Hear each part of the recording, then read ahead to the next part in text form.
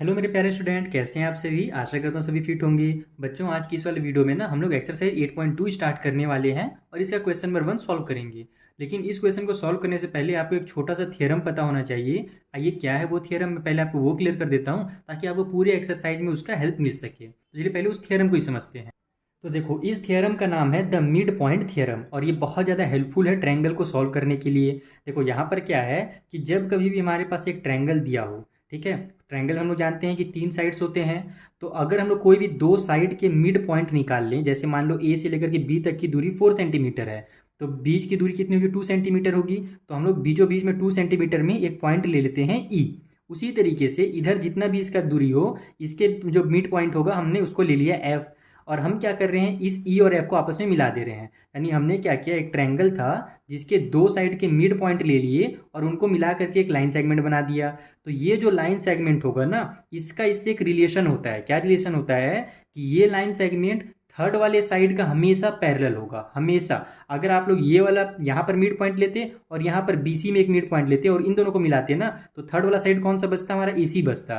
तो यहाँ से यहाँ तक जो लाइन आती वो एसी की पैरेलल होती। तो किसी भी 2 साइड के मिड पॉइंट को अगर अपन मिलाते हैं तो जो लाइन सेगमेंट बनता है वो थर्ड वाले साइड का पैरेलल होता है, साथ ही साथ उसका हाफ होता है। यानी कि अगर यहाँ से यहाँ तक हमारा अगर 6 सेंटीमीटर का लाइन है तो ये जो बनेगा मेरा वो 3 सेंटीमीटर बनेगा। तो इसको अगर अपन इक्वेशन के फॉर्म में लिखें तो ऐसे लिखेंगे कि जो हमारा ई एफ है ना, वो हाफ ऑफ बी सी है। देखो यहाँ से हमारा जो ई एफ बना हुआ है, ये बी सी का हमारा क्या होगा, हाफ होगा। साथ ही साथ ये हमारा ई एफ जो होगा वो पैरेलल होगा बी सी का। एक छोटा सा रूल और यहाँ पर होता है, 2 चीज़ आपने समझा कि हाफ होता है और पैरेलल होता है। इन दोनों का ही आपको जरूरत पड़ने वाला है अभी क्वेश्चन नंबर 1 को सॉल्व करने।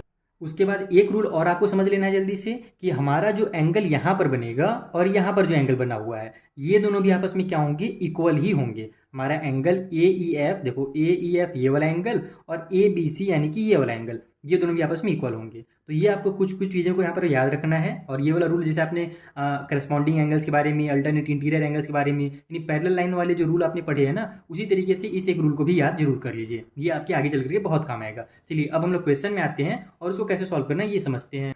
तो देखो, जो हमारा पहला क्वेश्चन है इसमें बोल रहा है कि ए बी सी डी एक क्वाड्रिलेटरल है। आप बोलोगे सर अभी तो आपने ट्रायंगल का रूल बताया, तो यहाँ तो क्वाड्रिलेटरल दिया हुआ है। चिंता मत करो, ट्रायंगल बन जाएगा।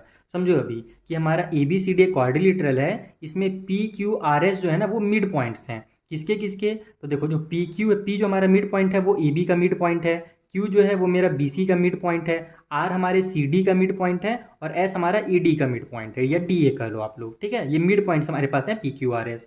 इनको सभी को इस तरीके से मिला करके एक फिगर बनाया गया है। ठीक है, और एक साथ ही साथ अपने को डायगनल बोला गया है कि जो ए सी है वो एक डायगनल है। तो ए से लेकर के सी तक एक लाइन बना दो इस तरीके से, वो हमारी डायगनल हो गई।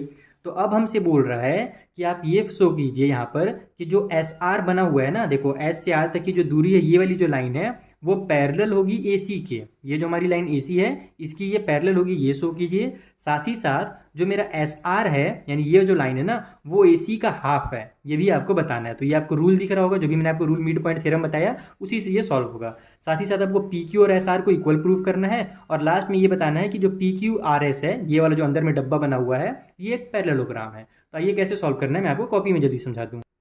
देखो, जो फर्स्ट क्वेश्चन था उसमें हमको ये वाली लाइन को और इस लाइन को आपस में पैरेलल प्रूफ करना था। साथ ही बताना था जो एस आर होगा वो हाफ होगा ए सी का। ठीक है, तो कुछ मत करो, आप लोग क्या करो, यहाँ से एक ट्रायंगल बनाओ।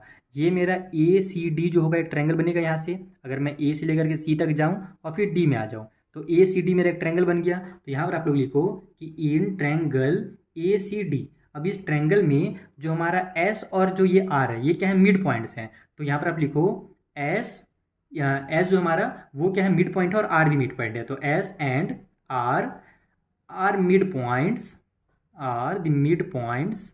किसके किसके मिड पॉइंट्स हैं, तो हमारा ये भी बता दो आप यहाँ पर कि जो एस है वो ए डी का मिड पॉइंट है, mid points of A D. And जो आर है वो किसका मिड पॉइंट है, तो आर हमारे सी डी का मिड पॉइंट है, एंड सी डी।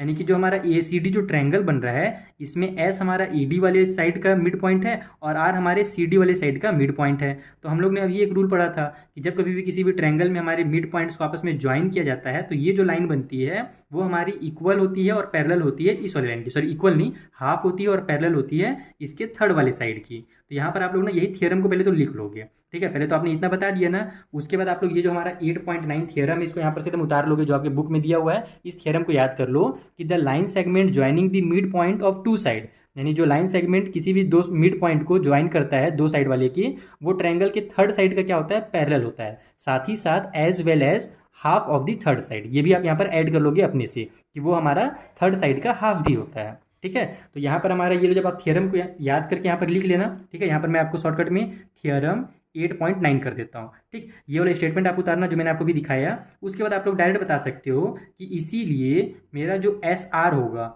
वो क्या होगा, पैरेलल होगा एसी का, क्योंकि अभी हमने रूल पढ़ा, थ्योरम पढ़ा कि हमारा जो मिड पॉइंट हो जब हम लोग ज्वाइन करते हैं तो जो हमारा लाइन बनता है वो थर्ड वाले साइड का पैरेलल होता है, इसलिए एस आर जो होगा वो पैरेलल होगा एसी का। साथ ही साथ उसी तरीके से हमारा जो एस आर होगा वो इक्वल होगा हाफ ऑफ एसी का, क्योंकि हम लोग जानते हैं कि ये जो लाइन होती है ये थर्ड वाले साइड की जो हमारी लाइन बनी है, थर्ड वाला जो हमारा साइड है उसका हाफ होता है, तो एसी का हाफ कर दो एस आर इक्वल करके, तो हमारा पहला क्वेश्चन ऑटोमेटिकली ही सॉल्व होगा। यानी बस आपको यहाँ पर जो पहला क्वेश्चन दिया हुआ है ना, क्वेश्चन नंबर 1, ये रूल को याद करने के लिए दिया है और कुछ अलग से यहाँ पर आपको दिमाग नहीं लगाना है, पूरा का पूरा आपको बस एक ध्यान देना है कि यहाँ पर एक ट्रायंगल बन रहा हो। ठीक है, अब जो दूसरा क्वेश्चन है वो भी इसी से बनेगा। दूसरे वाले क्वेश्चन में हमसे क्या बोला था कि आपको ये जो पी क्यू हमारी जो साइड है और ये जो हमारा एस आर है, ये दोनों लाइन को आपस में इक्वल प्रूव करना है। तो इसको प्रूव करने के लिए क्या करो आप कि अब नीचे वाला ट्रायंगल ले लो, यानी अब ए बी सी जो हमारा ट्रायंगल है ना, इसको आप लोग यूज़ करोगे। तो यहाँ पर आप लिखोगे कि in triangle A B C, जो हमारा ट्रायंगल ए बी सी है उसमें पी और क्यू क्या है, मिड पॉइंट है। तो यहाँ पर आप लिखो P and Q R mid points of किसके किसके मिड पॉइंट है, तो P जो है ए बी का मिड पॉइंट है और जो Q है हमारा वो किसका मिड पॉइंट है, तो वो हमारे BC का मिड पॉइंट है। तो यहाँ से हम लोग क्या देख रहे हैं कि ये दोनों भी मिड पॉइंट है और इन दोनों को मिलाया गया है। ये हमारा ट्रायंगल था जिसमें इन दोनों पॉइंट्स को मिलाया गया है और ट्रायंगल का ये हमारा थर्ड साइड है, तो इसका मतलब हमारा जो PQ होगा वो पैरेलल हो जाएगा हमारे AC का। तो यहाँ पर आप लिख दो, यही वाला थियरम फिर से यूज़ कर लेना, जो थियरम 8.9 है उसी को फिर लोग यहाँ पर लिख लेना एक बार कि थियरम 8.9 के अकॉर्डिंग क्या था, और उसके बाद आप लोग बताना कि जो मेरा PQ होगा, इसीलिए PQ जो होगा मेरा वो पैरेलल हो जाएगा AC का, और साथ ही साथ हमारा जो PQ होगा वो हाफ हो जाएगा हमारे AC का। ठीक है, जैसे वहाँ पर हुआ था पहले वाले में वैसे ही यहाँ पर भी हो गया। अब इसको आप लोग ले लो इक्वेशन नंबर 1 और इसको ले लो आप लोग इक्वेशन नंबर 2।